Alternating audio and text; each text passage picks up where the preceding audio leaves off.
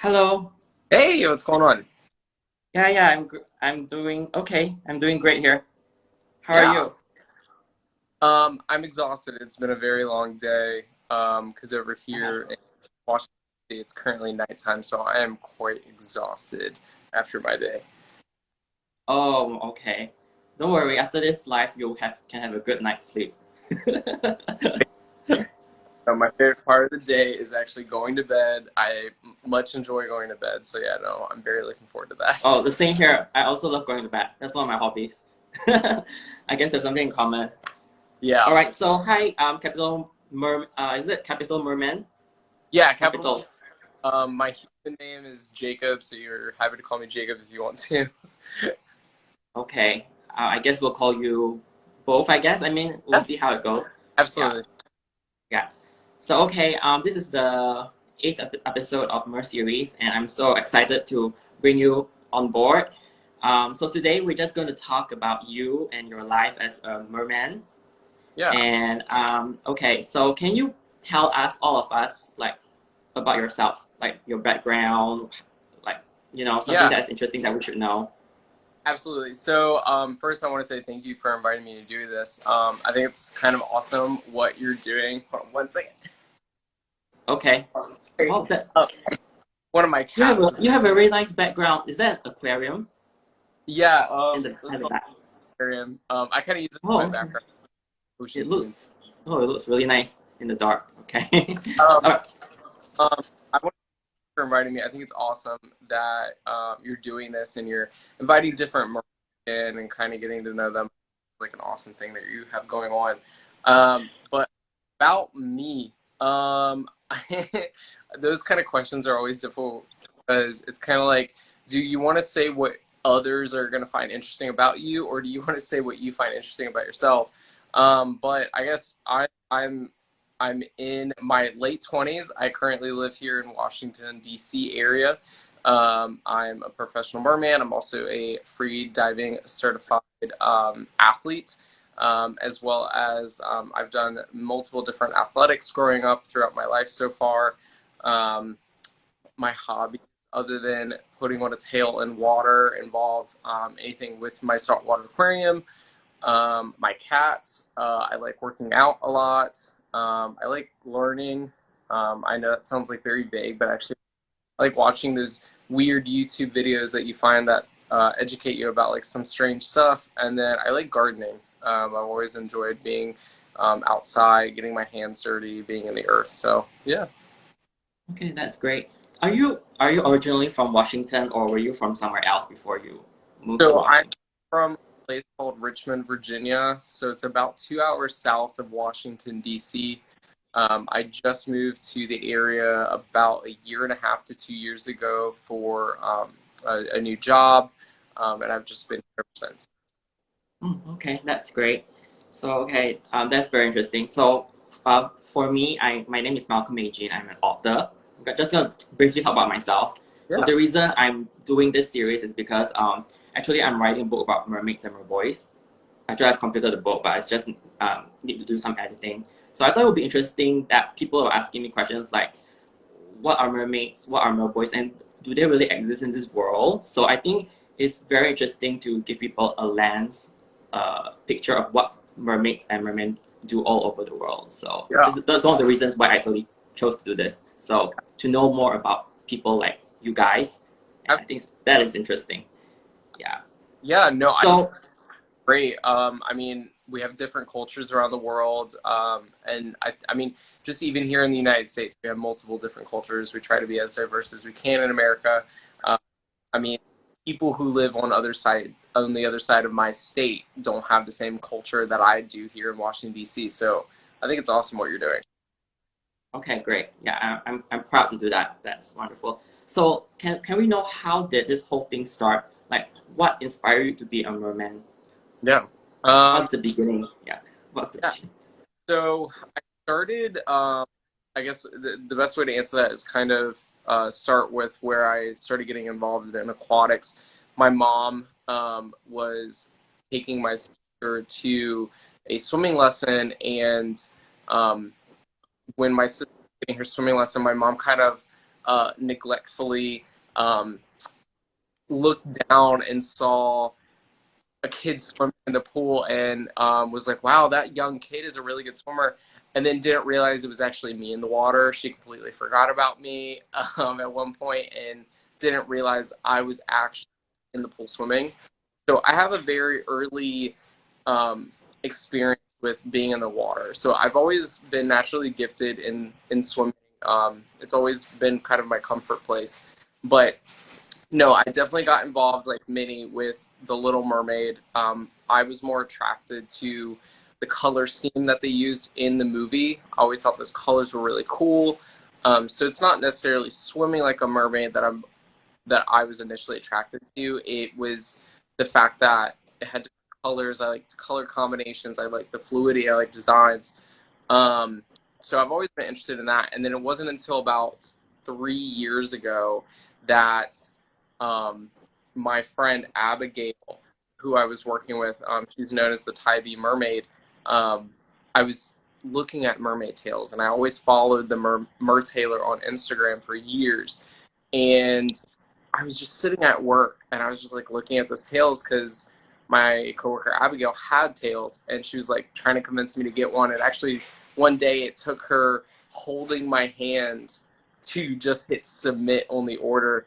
And then I got my first tail, and it's been like that ever since. Just buying more tails, swimming around, teaching people. So yeah, that's kind of how. Yeah, it's interesting what you mentioned that you were inspired because you were attracted by the colors in the film, The Little Mermaid. So it was the colors that attracted you, not the fact that you wanted to become like a fish in the water and swim. Yeah, So no, yeah, it wasn't necessarily that. That's kind of I verge off from a lot of people is that it wasn't necessarily being a mermaid that attracted to me. It was simply like being underwater and also just the beauty of so many colors that really attracted me. It wasn't necessarily just being a mermaid. yeah, that's very interesting. Like a lot of people becoming mermaids and mermen, they are attracted by different like inspirations, like some colors, some wanting to be like a fish. So yeah, it's very interesting to know that. Okay, so let's do a bit of icebreaker before we like get into the Yeah. nitty gritty. So what is your favorite song? Uh, Currently, ooh, um,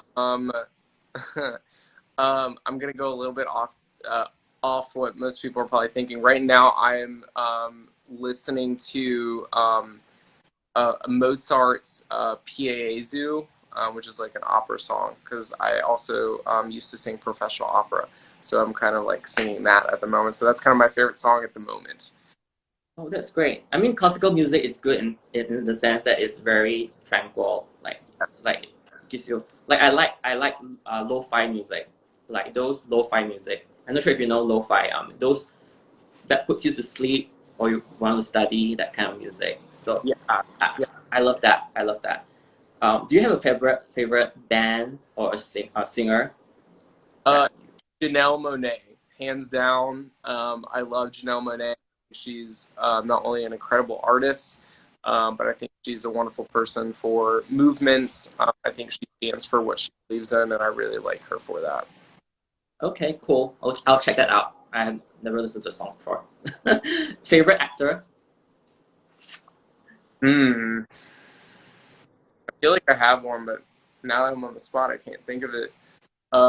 Favorite actor. I mean, everyone likes Meryl Streep, so I kind of like Meryl Streep. I think she's an all-around actor. I'm an actress. It's awesome. Okay, Meryl Streep. For me, I'm a bit torn, but I watched Breaking Bad like a couple of months ago. I like the actor. I forgot his name. I know who you're talking about. I totally forgot his name as well. Yeah, It, I it probably remember his name about months ago, but now it's like months already passed. I kind of like forgot his name, so yeah. Yeah. that's really bad. Favorite movie? Lord of the Rings. Lord of the Rings. Anybody could ask me anything about Tolkien, and I can literally tell you anything about it. Okay, okay. So have you read the book? I mean, I've read oh, all of the books, which is not just The Hobbit and Lord of the Rings. I've read all 30 of his books. wow, wow. You must be a huge fan. You must be a huge fan. Okay. Okay, what is your favorite life quote? Something that you live by? Hmm. Um, Growth without conflict is not growth. Growth without Like conflict is not growth. the only way you're going to be able to grow as a person is if there's some sort of conflict. Okay, I like what you say.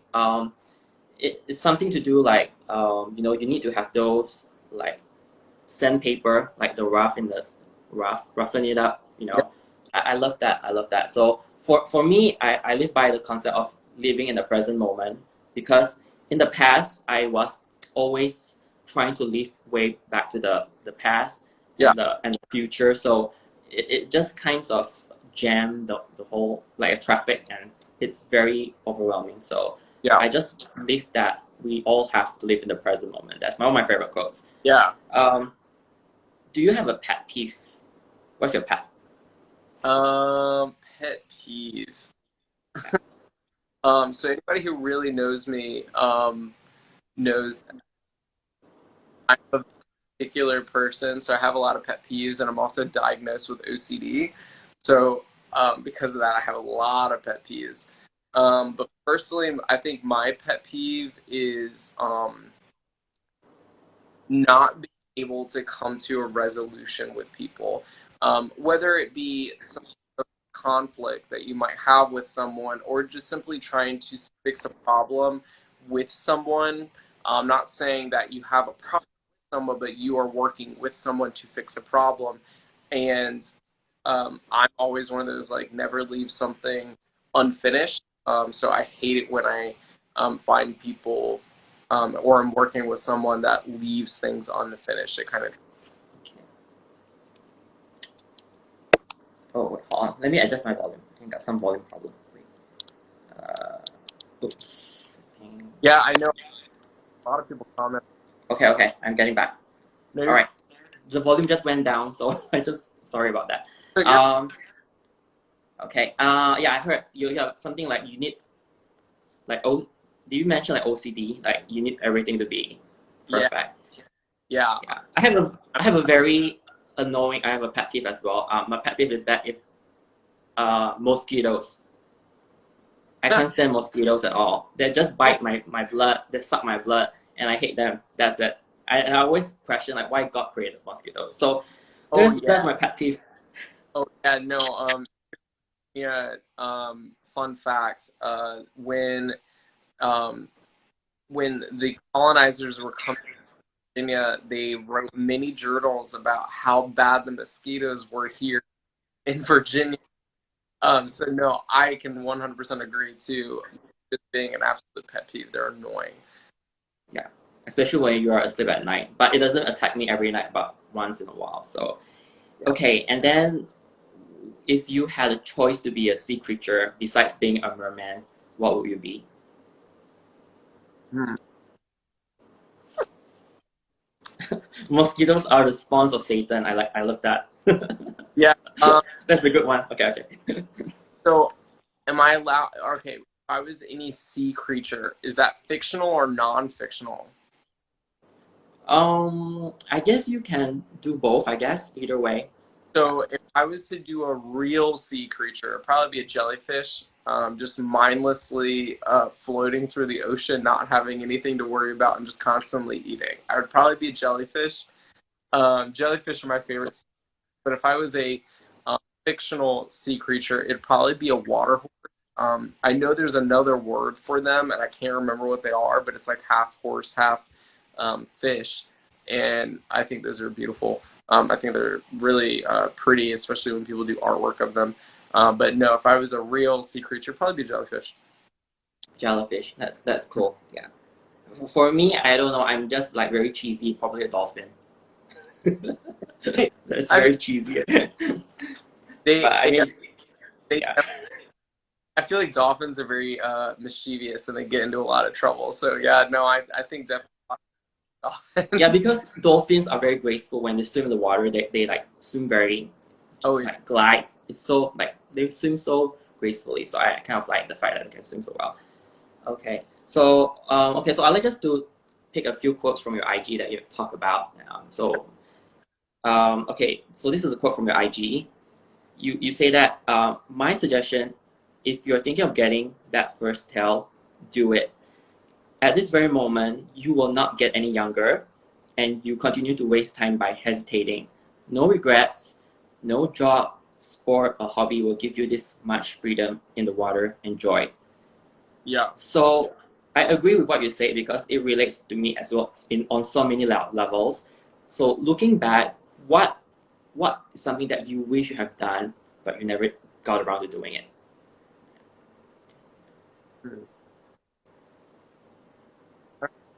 Um, so a lot of people don't know a lot of things about me. And one of those things is I used to be a competitive baton twirler. Um, I represented the United States a couple times. I won a couple national titles. Um, and I guess one of my biggest regrets out of anything is probably not putting more time into my training to be better than what I was.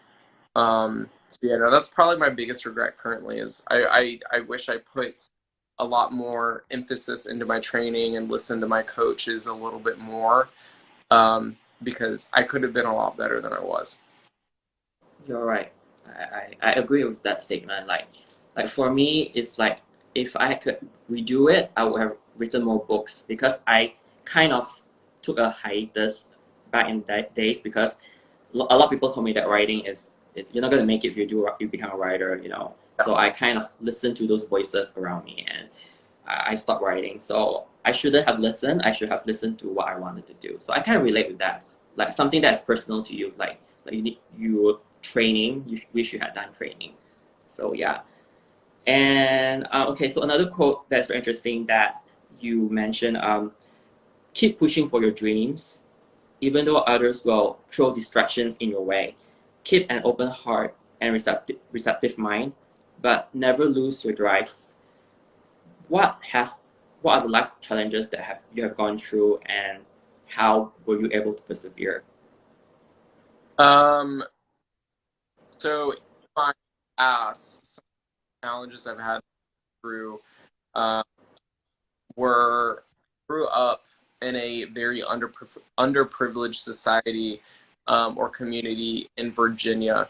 I grew up in Southside Richmond, and it's very underprivileged. So I did not grow up in a very wealthy home. So I had that obstacle to get around in regards to doing the best I could in life. Um, I grew up with a mother who was an alcoholic. I grew up with a father at that time who was not very understanding of who I was. I had to push through not only like friends um, and people in my environment or things in my environment that could have stopped me from being who I am today, but it was also family that definitely threw a lot of obstacles in the way. But I came out on the other side. Recently, however, just colleagues, whether they're at work, colleagues, whether they're in the mermaid community, colleagues, whether they're in my sport of baton twirling.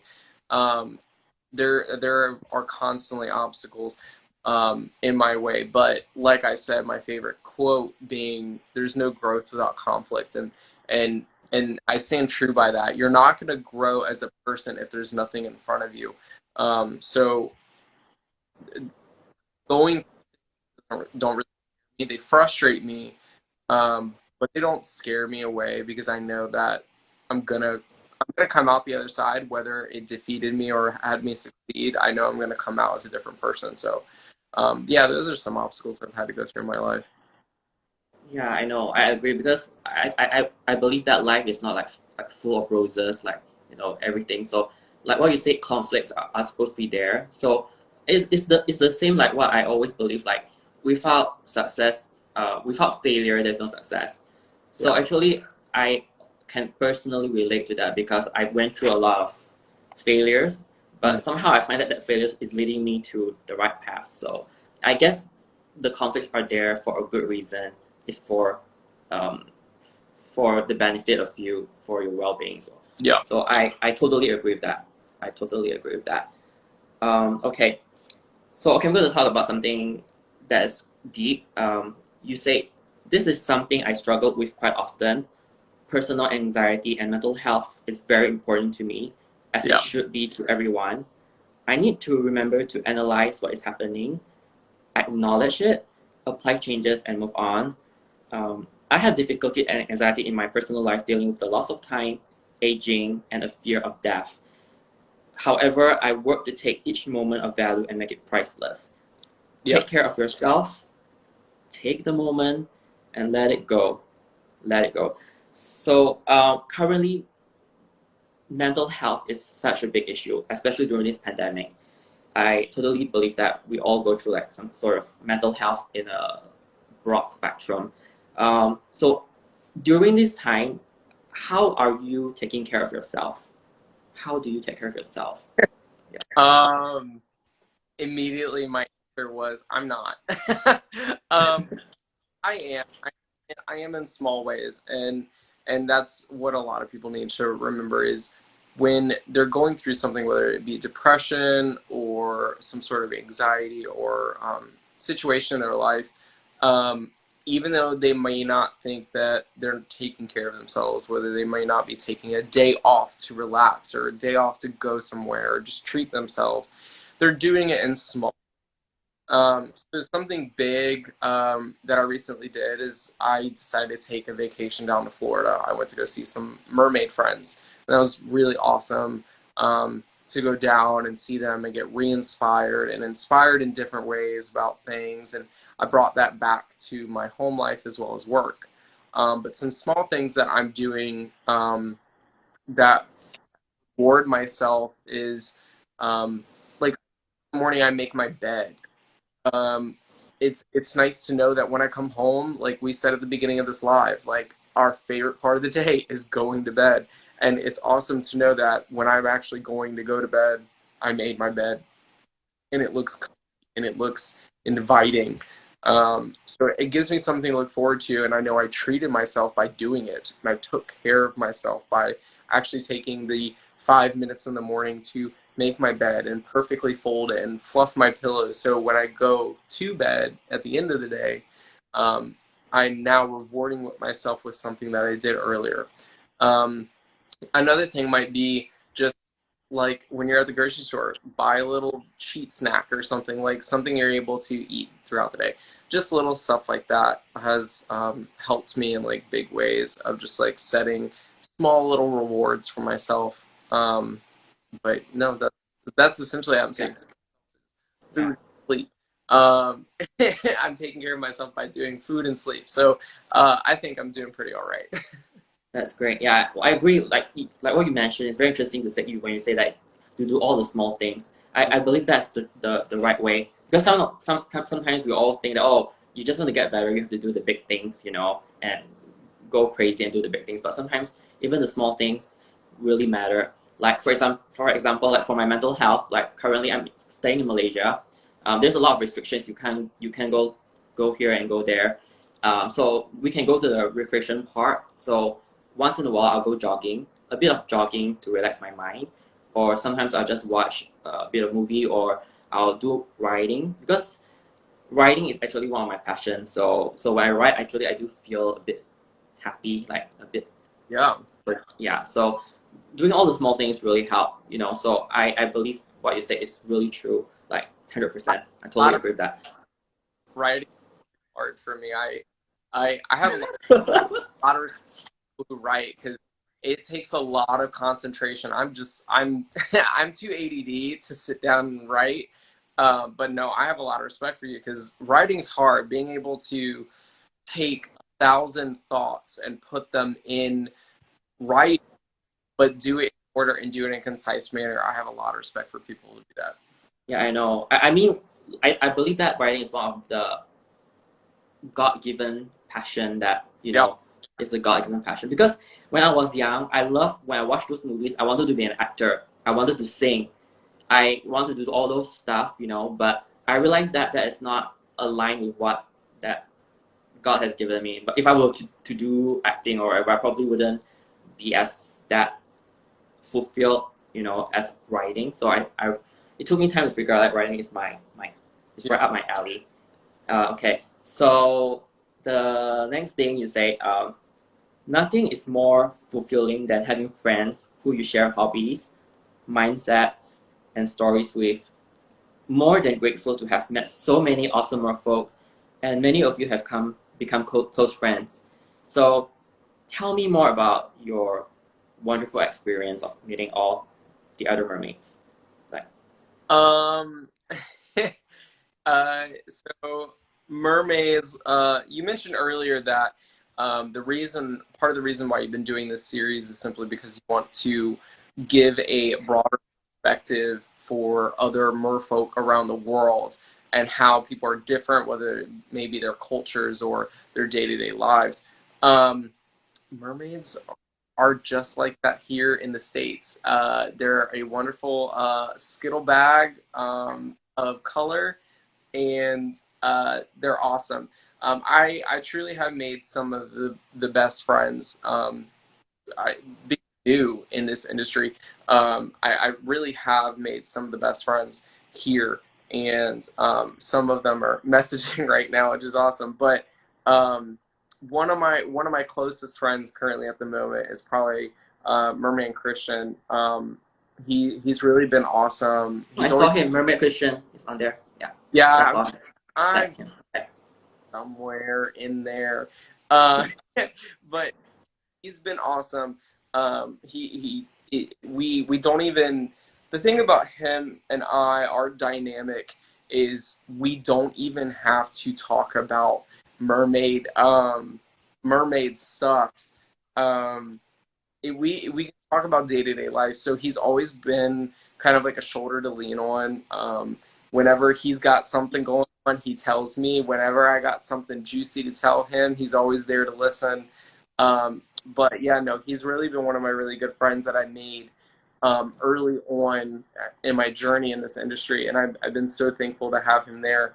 Um, Another person that another group of people, really, it's not even a single person, is probably the Mer-Tailor pod themselves, which includes the Mer-Tailor himself, Eric. He's been a wonderful person, and always there for kind of like a small kick in the butt.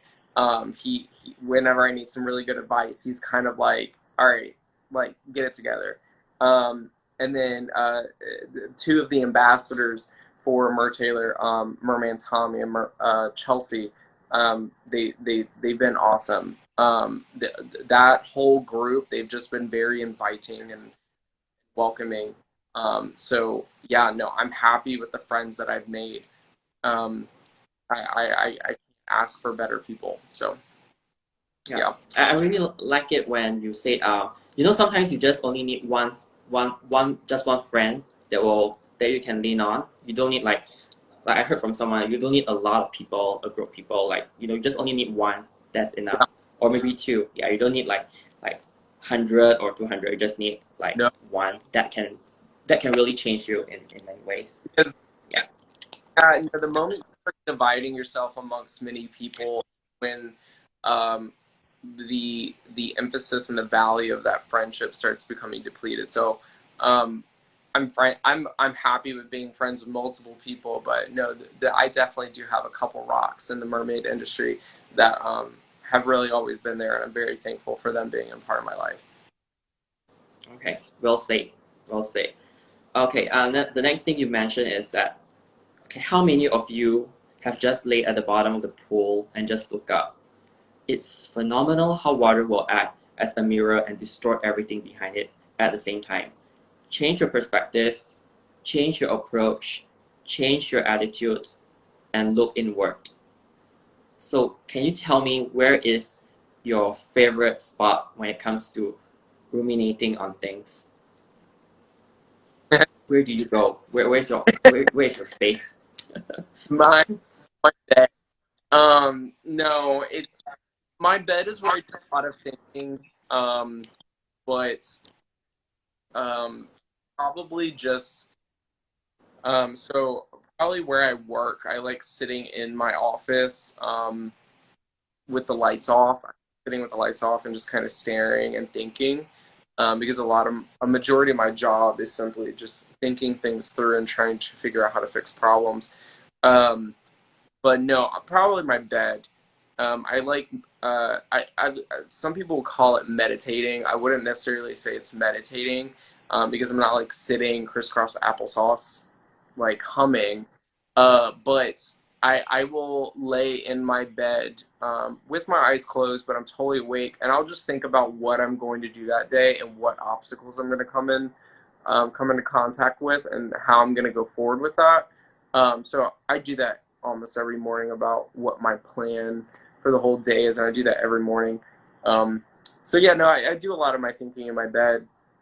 Um, but yeah, no, it's funny that you brought up that quote. I I think a lot of people, if they read it, didn't really fully understand with what I was trying to say with that. The water, when you're in water and you're looking at the surface of water, it kind of acts as um, like a two-way mirror kind of thing. You're able to see your own reflection, but you're also able to see what's above the surface. But what's above the surface is distorted. And I was thinking, when I was thinking of that quote, I was trying to entail that it's amazing how when you come in contact with a situation that is troubling you, that it can distort the bigger picture, but it can also allow you to look within. Because when I posted that, I was dealing with a situation that I was trying to fix, but I wasn't applying myself into the situation as to how was I how is it affecting me, and how is what I'm doing affecting others, and how am I being looked at. So yeah, a lot of people, I don't think they when they read that caption on that picture, fully realized that I was simply trying to say, when you come in contact with the situation, always try to look within, even though the picture may be distorted. So yeah. Uh, so what you mentioned is that your space when you come to think is on your bed. I also think that the bed is one of the place I think a lot because it's very personal to you. You sleep on your bed, you dream on your bed. Yeah. You really it's like your I wouldn't say like one body. Yeah, okay, maybe for the lack of better word, one body with your bed. So it's like your bed is really your personal space.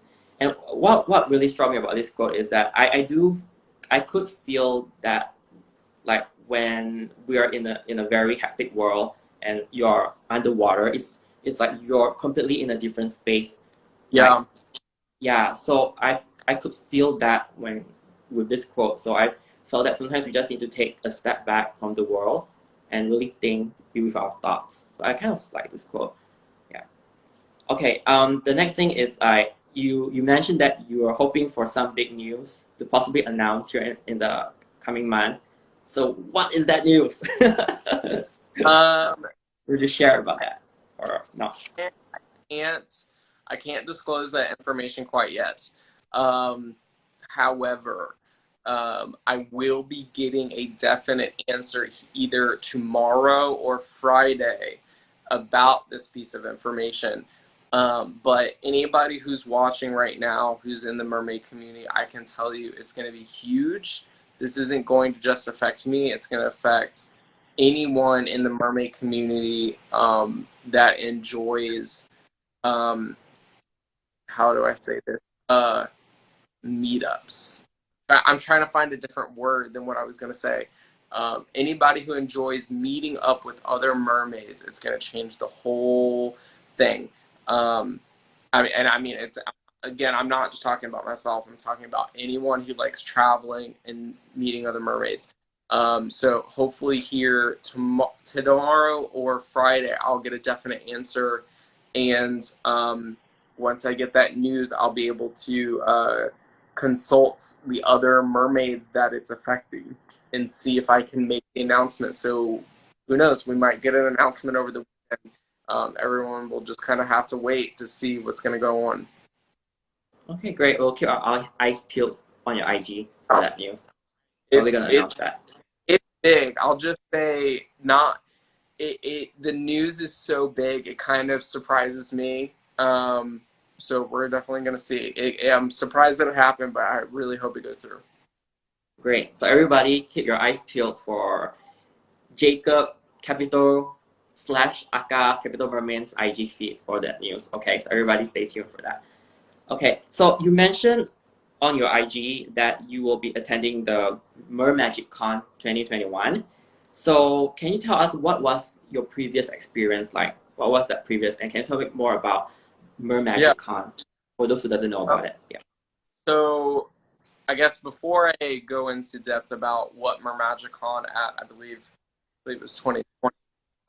I don't even know. I don't even really know what year it is anymore because COVID has really messed up everything. No, before I go into that, um, the I do want to say any merfolk who know about Merman Icarus, the guy that created my chest plate, um, he will be attending Mermagicon this year. He will actually being he'll be staying here with me throughout that weekend. So anybody who has been excited about seeing a West Coast merman, uh, he will be at this convention this year. So I'm very excited to have him with us. But yeah, no, the last Mermagicon, it was very interesting. Um, it was my first mermaid convention, and not only was it my first mermaid convention, it was my first time meeting other mermaids besides my coworker Abigail at that time. Um, and I did a very odd thing. I bought the ticket and I went by myself. I had no one to go with. I literally just drove myself up there with my little um, Mer Taylor whimsy skin and my mono fin, and I was like, I'm gonna mermaid around with other people. Um, and I got there, and I was so nervous. I'm a very shy person, which I'm sure is probably going to surprise some people, but I'm actually a very shy person. I don't do very well in crowds. So if anybody saw me at Mermagicon last year, I'm sorry. If I didn't get tired, I was probably a very nervous creature. But no, Mermagicon is quite. Um, yeah, I want to say it's awesome. It's amazing, but it's not even that. It's just kind of like surreal.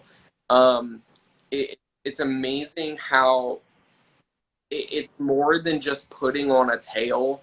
People have taken it in so many personal directions that it really embodies a lot of things. It's not like golf. Like golfing is literally just taking a stick to a ball and hitting it into a hole that might have a flag in it. You know, there's not many different ways you can do it. But with people putting on a tail is much more than just putting on a tail. It's what kind of tail? What is the texture? What is the shape? What, like, is it made out of fabric? Is it made out of silicone? Is it made out of this? Is it made out of metal? I mean, we saw metal tails at this last convention. It was amazing. So I really, well, I give a lot of props for Morgana and Annie for putting on that convention. It's kind of amazing what they did. If anybody who hasn't attended Mermagicon, I highly suggest doing it. I believe it's going to be awesome. If you're not able to attend this year, you should definitely attend next year. I think it's going to be, I think this convention is definitely going to be around for a while. And I really think it's a sight to see. Not even just for the mermaid community. I think wherever they do host Mermagicon, it's definitely going to be amazing for that surrounding community because it's great promoting for the mermaid community. It's great. It's a great way for us to be able to involve more people and provide that access to people who want to get involved. So Yeah. it's awesome. I love what you say about it's more than just putting a tail. Like Yep. doing this is just more than just putting a tail. I really think that this is more really about like your self-expression of yourself to express yourself, and also the experience you just can't, it's priceless, like meeting people and then adding your own flavor, like you mentioned, like your tail and everything. So I think that, like you say, it's not like golf. It's like really like it's a world of its own. So I think that's pretty interesting. Yeah. Okay. The next thing is that I'm always very, I would say, impressed by people who free dive because I cannot hold my breath underwater for more than how many. I'm very impressed. I've seen videos of people doing driving in the ocean, in the sea, without using any equipment. So you mentioned that you had some experience free diving. How did you get into free diving? Like, how do you get into that? Ironically, I took the Intro to Freediving course at Mermagicon here. It was hosted by Blue Alchemy Freediving. The instructor's name is Nate. He runs it with his wife Angie. That couple is a power couple. They are amazing. They know what they're talking about. They know what they're doing. Um, so I took that intro class, ironically, at Mermagicon, and that was kind of my biggest takeaway from Mermagicon was not even just the friends I made, but it was kind of like the networking that I made. I was like, freediving seems cool, and when I took the intro class, it was amazing that I only got my mermaid tail maybe 5 months before the convention, but I was in an intro class with other professional mermaids, and we were simply practicing our breath hold. And when I'm my face is in the water during this class, and I'm holding my breath, and I'm just going, I'm going, and then I pick my head up, and all the other mermaids are just kind of like, what is going on? Like, how did you hold your breath that long? And I thought, the funny thing is, because my face was in the water, I thought everyone else was still holding their breath. I didn't realize that I held my breath for 3 minutes and 23 seconds. And some of these professional mermaids that I was in the class with were struggling to get past a minute and a half. And I was like, oh, I guess I'm actually good at something. So it wasn't even the convention. My biggest takeaway was not even just being a mermaid, but it was like, I'm good at something. So I actually messaged Nate from Blue Alchemy Freediving like a couple months later. I was like, hey, I want to get certified. And I did his weekend course, and it was awesome. Like I said, they're so knowledgeable, him and his wife, and they're always so helpful, and they're willing to answer any questions that you do have. But yeah, no, freediving's fun. I think if anyone is very comfortable in the water, should try it. It's I wouldn't say it's difficult. I mean, there are some challenges, but it's not. There's not a lot of mechanisms that you need to work in order just to properly know how to hold your breath. I think it's so much fun. Have you actually free dived in the ocean before, or just in the pool? Not in the ocean.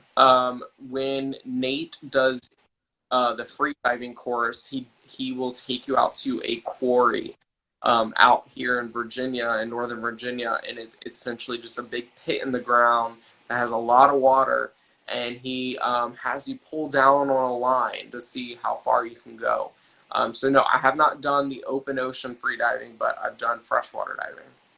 Okay. Actually, I'd like to see you that probably try that one day in the ocean, in your tail, as Oh, you swim like a merman I, in the ocean. that makes me nervous. Don't worry, take your time. Take your time. Uh, okay, so how many tails do you actually own? Like, which is your favorite? Yeah. Ooh. I have a favorite, but I haven't shown anyone. I haven't posted any pictures of it yet. There's only one person who I think is part of this live, Merman Christian, that's actually seen this one tail on me. Um, so I have okay. So I have that one, that one. So wait. Tina, Medusa, my half moon wolf, Crayon, Aurora. So I have tails at the moment. I have 6 tails at the moment. My favorite is I recently just purchased this new silicone tail um, from somebody that was ironically selling it. And it was in my colors. So I was like, as soon as I saw it, I was like, I want it. and then she ironically was like, "Hey, I'm actually coming to DC next week. I'll just bring it to you." And I said, "Sure." And I tried it on. It fit. I'm debating whether I should tell people without posting pictures. Yeah, I'll go ahead and tell you guys. So I recently just bought one of the only silver Odyssey tails from Taylor from someone. So I own a silver Odyssey tail, which pictures might be coming soon. We're gonna see how what I can get, see how well they look. But yeah, no, I have a silver Odyssey, and it's probably my favorite one right now. Okay. I think there was one picture that you posted that was very interesting. You were wearing the Icarus plate, the Yeah. Icarus chest plate. So what drew you to that plate? What was draw for you? Yeah. So Icarus is one of my really close friends in the mermaiding community. But he wasn't always. Ironically, I was just kind of another fan of his. Um, I was following his stuff for a couple months after I started my mermaid Instagram, and I messaged him a couple times. I literally just messaged him and was like, I love your stuff. I think your stuff is amazing. I think it's beautiful. I was like, if there's anything you want me to model for you, I will happily purchase and I will post whatever you want. Like I was just fangirling over him so hard. And finally one day he messaged back um, and he messaged me back and was like, finally, like, hey, I'm actually interested in creating something new. Would you want to work with me? And I was like, yes, absolutely. So him and I actually worked together creating that chest plate um, design. Its birthplace, its originating idea is from a piece of armor from one of the Lord of the Rings movies. There's an elven army called the Galadriel, and they have such a masculine structure to them, but their shape is very fluid and feminine. And it's a very natural shape, and I was always drawn to those kind of things. Two of the illustrators, one of them being Alan Lee. Alan Lee is the one that originally illustrated that armor for Weta Workshops when they were creating this armor for Lord of the Rings. So when Icarus messaged me, I was like, we should create something that, because he wanted to create something for men. He realized there weren't a lot of accessories for men, and he wanted to create something that way mermen can wear. Which I think is very noble of him, because a lot of the mermaid industry is very focused on the women, and us mermen are forgot about a lot. So I commended him for wanting to do that, and I said, well, let's create something that's not necessarily ocean, but has the ability to be from the sea. So I sent him pictures of the elven armor, and he really liked it as well. And because of its fluidity, it gives this ancient feel to it. But because of the lines, it allows it to look like it came from the ocean. Um, but if you notice, if anybody actually goes and looks at the picture of that chest plate on his Instagram or mine, um, no on that, like, you will not see a pearl, a starfish, seashells. You won't see that, because I was like, if we're going to create something, we need to create it and make it look masculine without making it look like it was like we just slapped something from the ocean on it, because that's what everyone else is doing. We need to do something different. So him and I worked on that for about 3 months, honestly. He would sculpt something, he would pour it, he would send me a picture, and we would discuss about it um, a week or two at a time, each design, and how we wanted to tweak it. Were the lines going with the natural line of muscle fibers in the chest? Were they actually creating a nice shape for the body? Are bigger mermen or mermaids going to wear it? Because there are going to be some mermaids that are very interested in it. My biggest thing that I told him, I was like, I want the back to look like wings. I want the back to be like kind of the standpoint, because a lot of accessories that mermaids wear are all for the front. Crowns are facing the front. You'll get some that are coming around the side. Whip tops, everything's in the front, and then you just kind of get a clip in the back. I was like, I want the back to look different, but just as cool. So if anybody actually looks at the pictures, you'll notice the chest plate kind of has this swooping motion, and if you look at the back, it looks like two little wings crossing. And it was actually by mistake. He was sending me pictures of it. He accidentally put the chest plate backwards on the mannequin, and him and I actually were like, that actually looks really cool forwards and backwards. So it's actually kind of a versatile piece. Why did I pick him? It's honestly his style. I think his style gives a very ancient royal feel to it. Um, I've always been drawn to pieces like that. And that's not me throwing any shade to anybody who likes very glamorous, sparkly, colorful things. I think those kind of things are quite gorgeous and beautiful. But for me, I like very plain but eccentric and extravagant looks to them. And that's kind of what Icarus does. If you really look at his pieces, it's not his pieces aren't complicated for the eye. They're big, they're flash, they're not complicated, and that's kind of like why I was drawn to him. And I was just fortunate enough for him to be interested in working with me on a piece. Yeah, I think it looks very epic. When you posted a photo, it looks like you're in a movie for some merman movie or something. It looks quite nice. Have you ever thought of trying to audition for a merman movie? I wish they had more movies like that, but they don't. Yeah. So I think it looks. I think it really looks really epic. So I thought it looks very interesting. Um, okay, so I want to ask you the next question. Have you ever watched Disney's The Little Mermaid? Yeah, yeah. Do you have any favorite character from the movie, or you don't? Yeah. Um, so ironically, I don't have a favorite character from the movie. If anybody actually remembers the mini TV series that The Little Mermaid had on Disney, I really watched that, and my favorite character was ironically The Little Mermaid's best friend. It was a little girl. She was a person of color in the show. I can't remember her name. I just remember she was like one of the only darker skinned girls in the entire show.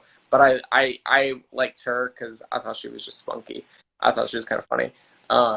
But if I were to pick a favorite character in the movie, it'd probably be Flounder, because I'm very much like Flounder, honestly, in my opinion. Okay, great. I kind of like Sebastian because he has this cool vibe, you just want to chill out with him. So yeah. Okay, so we know that there's a Disney's live action remake of The Little Mermaid that's coming. So what are your thoughts on that? Do you have any thoughts on the movie? Um, the first thing that comes to my mind is I hope they don't screw it up. I was not worry about. Okay. Because Disney has this thing about wanting to make everything into a live movie, and some of them they've been doing really well, and some of them just don't make sense, in my honest opinion. Um, like for example, I think the Beauty and the Beast with Emma from Harry Potter, I think that was done very well. I think it was very done aesthetically pleasing for the eye. Um, I think they really did well with sticking to the storyline. However, I'm probably gonna get pitchforked and torched for this, but I personally didn't like Aladdin. I didn't like the live Aladdin. I think it was very poorly undone. I think it was just all about who who were the biggest artists that they could get in the movie, and not actually about the movie. So my thing is, it seems to me that they casted the movie for The Little Mermaid with nobody too big, so it doesn't seem like they're coming across like they're just looking for big name artists, that they're actually focused on the storyline itself. So I guess we'll see. I just hope they don't screw it up. I don't care who they cast because I know there was a big controversy on who they casted. I personally don't care. I just want them to not make it bad. Yeah, I know. I hope they don't screw it out as well. For me personally, I feel that the voice is very important, like the singing voice. If she can nail the singing voice, because that's the whole point of the mermaid movie is the voice, that Yeah. draws you to it. So if she can sing it well and she's able to entrance the audience, I think that will be a good thing. I think a lot of other mermaids are very interested in how she's going to do her tail. Obviously, if she's going to actually use like something that she's going to wear, or is it going to be CGI? So I think a lot of other mermaids are very interested in what they're going to do with that. Yeah, that's the thing. I've always wondered because I remember there was a movie that was like decades ago called Splash Yeah. that was using like they were actually plastering the tail on the feet. So I was wondering, I didn't do that to the new live action movie. We are all wondering. You're also wondering, right? Or is it CGI? So I have no idea. There's no. I think it'll be very interesting to see what they can do. Yeah, Splash, they did a very interesting way of doing that. And anybody who has any questions about Splash, you can just ask Merman Christian. Y'all can just swing over to his Instagram page because he is a Splash fanatic. I'll tell you guys that. They Okay. did a very interesting way of that tale. So, yeah, no, I'm very curious as well as what they're going to do. But you know what I think? I think that they're going to use CGI because I, if I'm not mistaken, I watched uh, the Aquaman yeah, movie. I'm not mistaken that that was all using CGI, like in terms of in the ocean, like like dry for wet technique, something like that. Yeah. I CGI as well. It's just what design are they going to do? Are they going to make it look pretty? I just hope they do. I just hope everything looks good because, like I said, in the original Little Mermaid, for me, it was all about the aesthetics. So I hope they make everything aesthetically pleasing, in my opinion. Yeah, I agree. Aesthetic is really, really important. I agree with that. The next thing I would want to ask you is, tell us some of the ways you did to satisfy your swimming itch without being able to actually swim because of the current situation we're in right now, the pandemic. The pools are closed. So how did you satisfy your swimming itch? Um, I just focused on other things. I worked out a lot in the gym. I like going to the gym a lot. I go to the gym almost every day. Um, so that kind of helped my like excuse me. That helps my like fitness side of it.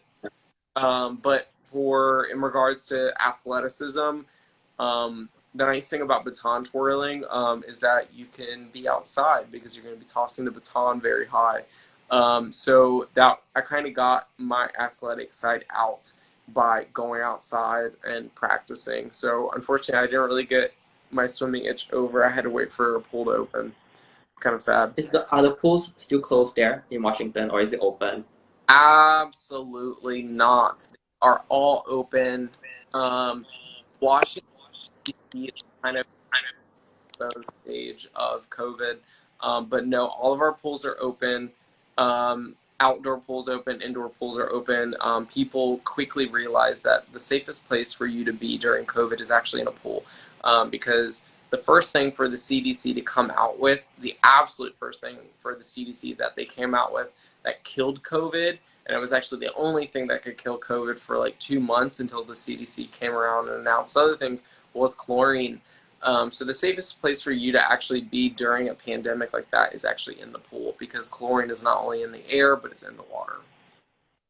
The pools are closed in my place right now, so we can go swimming. So for me to sort of like satisfy my swimming itch, I would just go like for a jog because the recreation parks are still open, Yeah. but you need to maintain social distancing. So yeah, That, okay. sorry. Yeah, it's all closed, so it's kind of bad right now, but we're hoping that it will reopen again. The next question I want to ask you is, did you face any challenges in your mermaiding or mermaiding? Like I just call it mermaiding, just merman. Do your family and friends support you in this? Um, my sister being my sister, yeah, no, my sister gave me a lot of flack for buying a tail, and I mean she still does, but she's now, I think she's now coming around with the fact that she realizes that this is kind of my passion, and that it is slowly turning into a profession. So no, I guess I'm starting to gain some sibling respect from her, but she'll always tease me as my sibling. But no, my parents are fully supportive. I mean, they don't really care as long as uh, as long as I'm not going broke trying to buy tails, which is very likely. I will tell you that I'm very much probably gonna go broke buying tails. Uh, I mean, they're fine with it. They realize I've made a lot of connections that have actually benefited me in a lot of ways. So yeah, no, no, I didn't really get a lot of pushback from my family or friends. They all find it.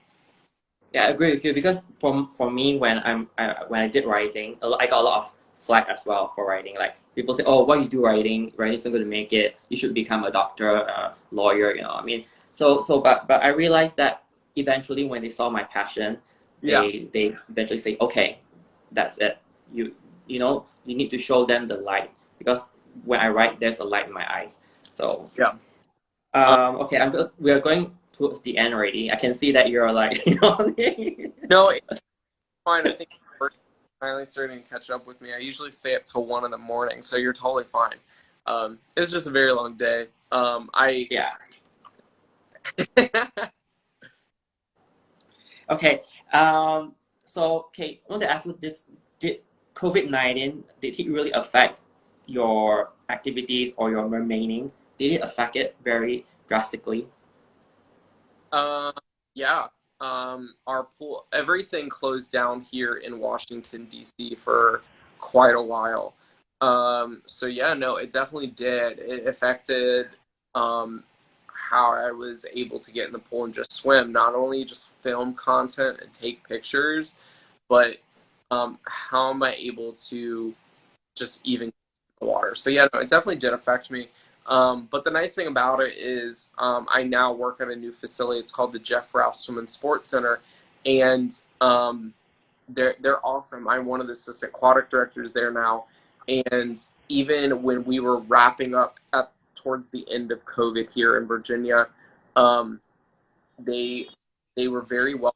They um, they, we they understood the precautions, they understood the risks of COVID, I feel like they handled the pandemic very well and very professionally. Okay, good. Do you have any advice for aspiring mermen? Hmm. Um, well, I mean that's a difficult question for me to answer, um, because I still don't, and I don't think I ever will consider myself um, top in the industry. I know I'm not now. Even if I do get 300,000 followers on Instagram, I don't think I'll ever consider myself the best. Um, so it's kind of it's a difficult question for me to answer because in order for me that I have to look in the perspective of me inspiring others. I guess do it. You know, um, a lot I, of a lot of people are afraid of taking pictures or posting pictures because they want them to look a certain way. They go into the pool or go into the ocean or they go into some body of water wanting to take a picture or video because they have in their mind how they want it to look, because they either saw me or somebody else do a certain thing. I'm gonna be honest, a lot of my pictures and a lot of my videos are just me doing it and then just coming out and just going through it and then coming out with what looks the best.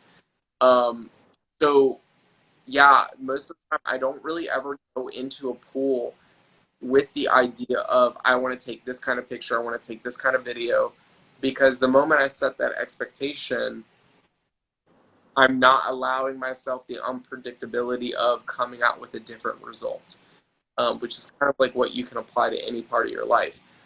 So yeah, no, my biggest piece of advice is just do it. Don't try to set that expectation. Just enjoy it.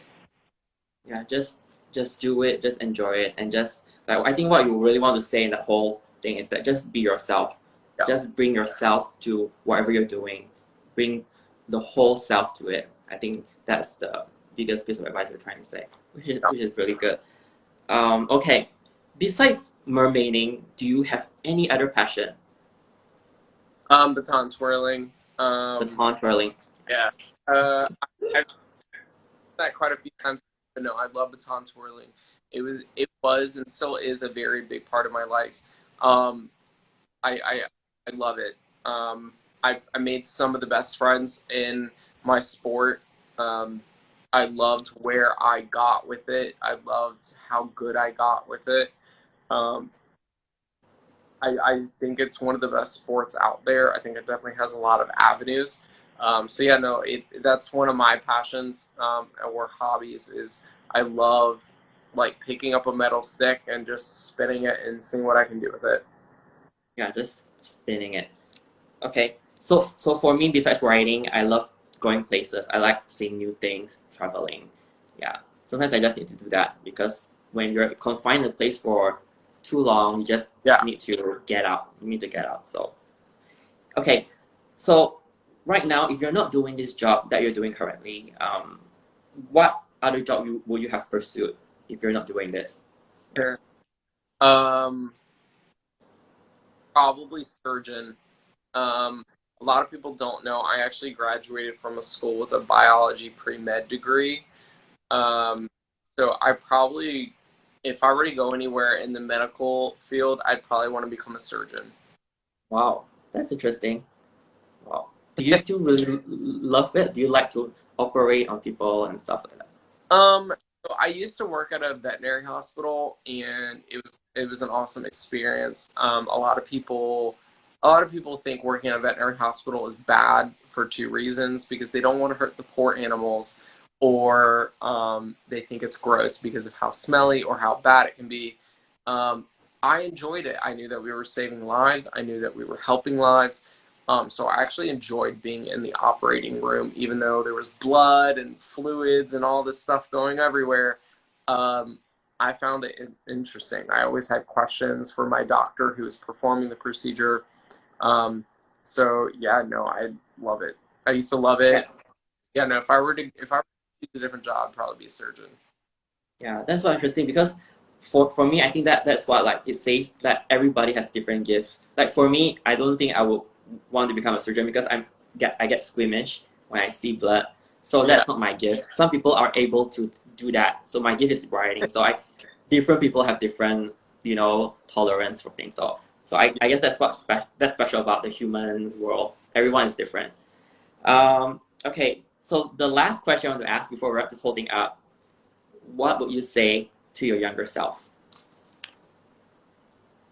Hmm. What would you say to your younger self? Keep your head low, but set your head high, and just keep going. Can you say that again? Because Uh, I think I got keep a. keep Can you repeat that again? Just keep your head low, keep your expectations high, and just keep moving. Probably that. okay. Um, That's great. That's great. that's the best thing I come up with. If anybody wants to know how I come up with my captions for my pictures, that's essentially I just think of something and just type it. Yeah, no, that would probably be the Yeah, advice that I would give my younger self is head low, high expectations, and just keep going forward. that's true because you just have to go with that flow. Mm-hmm. For me, if I can say something to my younger self, I would just say, just do it. Don't think it. Because when I was young, there was people like criticizing me for this and that, and there were voices all around me. So I would just say, listen to your inner voice and just do it. Yeah, Because you only have one shot in life. We have one shot in life, a lifetime. So we just do what we can, and we should do it now before we have only a certain yeah, lifespan on Earth. So I always thought that was very strong for me. That was a very strong Yeah. lesson for me. Yeah. So, Jacob, thank you so much Yeah. for joining my Mer-Series. I'm so excited to be talking to you today. There was so many interesting things, and I think a lot of our viewers also had a lot to take away from this conversation. So, thank you so much, and wow, that was really great. Yeah.